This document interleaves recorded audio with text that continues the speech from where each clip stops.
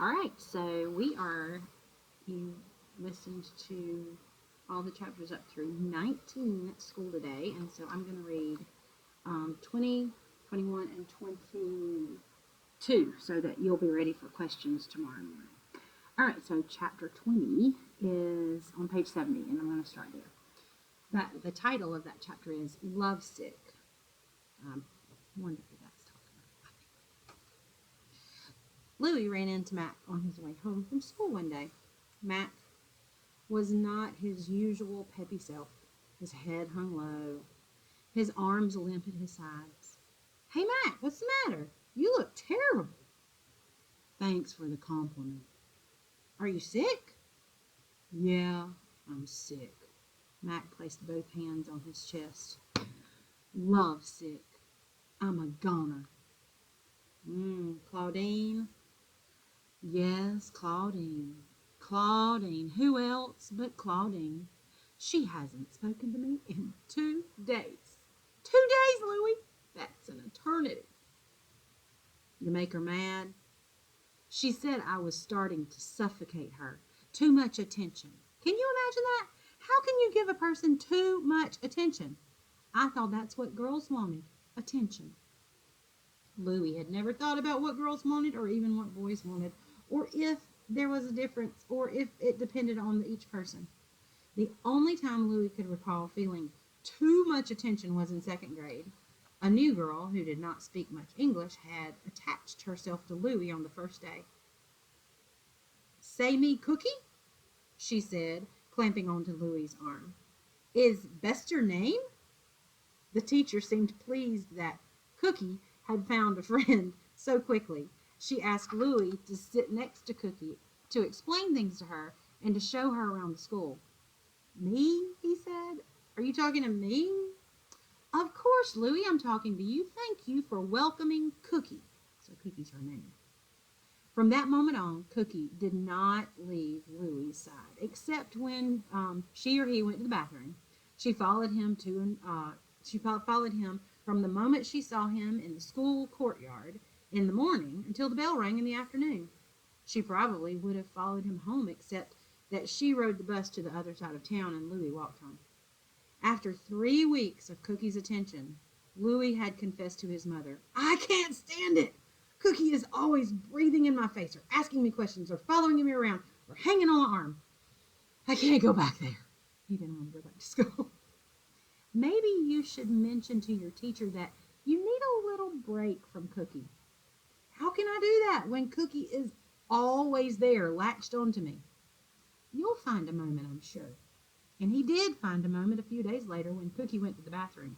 Louis raced to his teacher and blurted out his dilemma, begging her to rescue him from Cookie.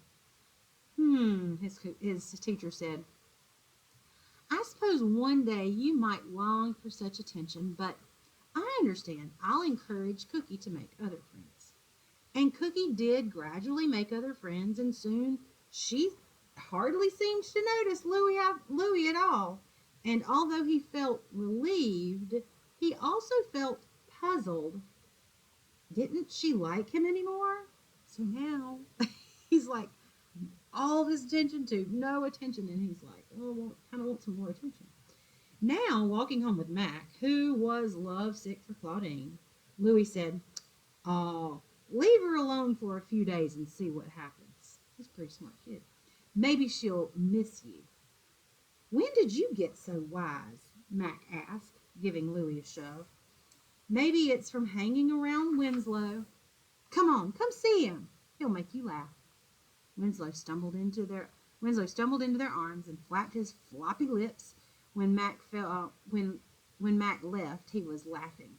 "That donkey," Mac said. "That donkey cracks me up."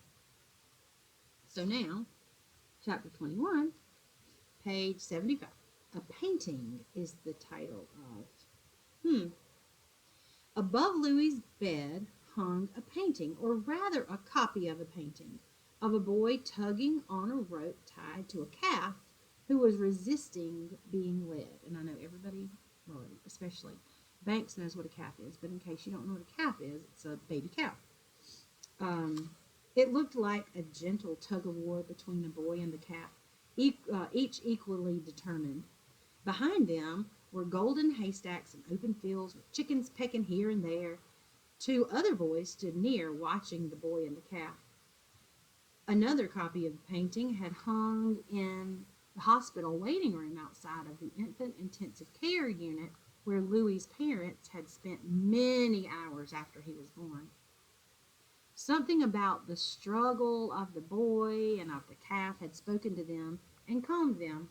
The artist's name was Winslow Homer. Hmm. So maybe Winslow wasn't just something he came up with. Chapter 22. Something the matter?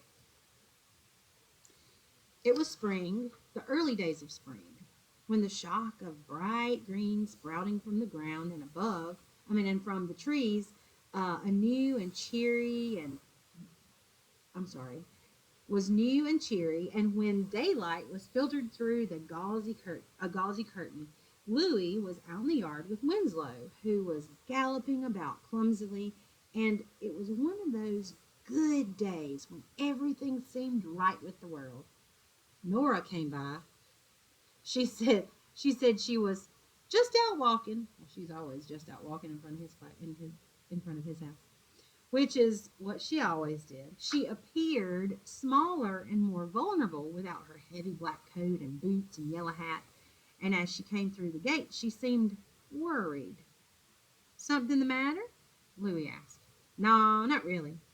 Winslow eagerly bumped his head against her arm until Nora petted him. She smiled in spite of herself. He's so used to you now, Louis said. I think he was expecting you. He kept looking up and down the street. Aw, makes me sad. Sad? Why sad? I thought you'd be happy about that. Well, what's going to happen to him? Max said you can't keep him here much longer. He's getting too big and too loud. Well, this wasn't a surprise to Louis. His parents had brought it up earlier in the week. Winslow was getting big, and even the makeshift pen they had added to the back of the garage did not have enough room for him, and his new loud braying was becoming annoying, not only to the neighbors but also to Louis's parents. Nora leaned her head against Winslow's neck, and her own black curls mixing with Winslow's gray and black tufts. I'll bet you have to get rid of him. He will never be this free and happy again. He'll probably get sick and die of sadness. Nora, it's all about Winslow dying. Louis tugged at Winslow's head, pulling it away from Nora. Why do you always expect the worst? He said. Nora pulled Winslow's head back toward her. To be prepared. Why do you always stupidly expect the best? Stupidly? Louis yanked Winslow's head back again, wrapping his arm tightly around Winslow's neck. I don't always stupidly expect the best. I worry about the worst, but I hope for the best. Nora stood very still, her arms stiff at her sides. Well, you must be disappointed a lot. And you must be sad a lot. I am. I'm realistic, she said. And you're being mean. Am not. Louis leaned in close to Winslow's face. Am I, Winslow? Am I being mean? Winslow's lips flapped and he sucked his teeth. See, Nora said, he thinks you are being mean. He agrees with me. No, he doesn't. He agrees with me. Winslow butted each of them with his head and kicked his hind legs in the air. So I guess he doesn't really agree with either one since he doesn't know what they're saying, right? All right, so tomorrow we will start off, I think we'll read tomorrow. Yeah, we'll read some of the chapters tomorrow with 23. Tomorrow morning we will be answering questions from 18 through 22. So I hope you enjoy this, and I'll see you in the morning.